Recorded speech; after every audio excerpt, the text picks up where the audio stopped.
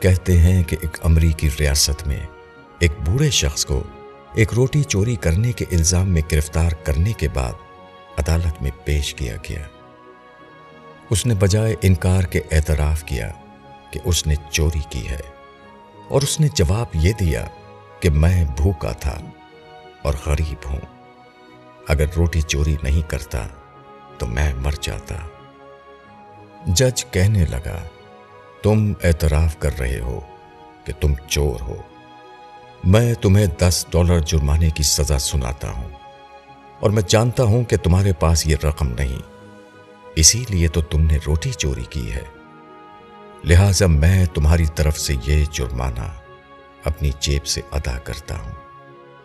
مجمع پر سناٹا چھا جاتا ہے، اور لوگ دیکھتے ہیں کہ جج اپنی جیب سے $10 نکالتا ہے اور اس بوڑھے شخص کی طرف سے یہ رقم قومی خزانے میں جمع کرنے کا حکم دیتا ہے۔ پھر جج کھڑا ہوتا ہے اور حاضرین کو مخاطب کر کے کہتا ہے، میں تمام حاضرین کو $10 جرمانے کی سزا سناتا ہوں، اس لیے کہ تم ایسے ملک میں رہتے ہو جہاں ایک غریب کو پیٹ بھرنے کے لیے روٹی چوری کرنا پڑی۔ اس مجلس میں $480 اکٹھے ہوئے، اور جج نے وہ رقم بوڑھے مجرم کو دے دی۔ یہ قصہ حقیقت پر مبنی ہے۔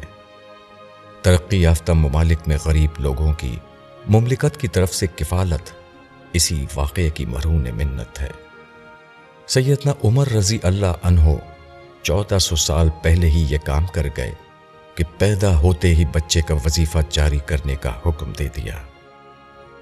کبھی کبھی ہم یہ سوچتے ہیں $10 ہمارے لیے کتنے اہم ہیں، لیکن ہم یہ نہیں سوچتے کہ ہمارے $10 ہمارے لیے اتنی اہمیت نہیں رکھتے جتنے کہ اس لاچار کے لیے رکھتے ہیں جو جانے کب سے بھوکا ہے۔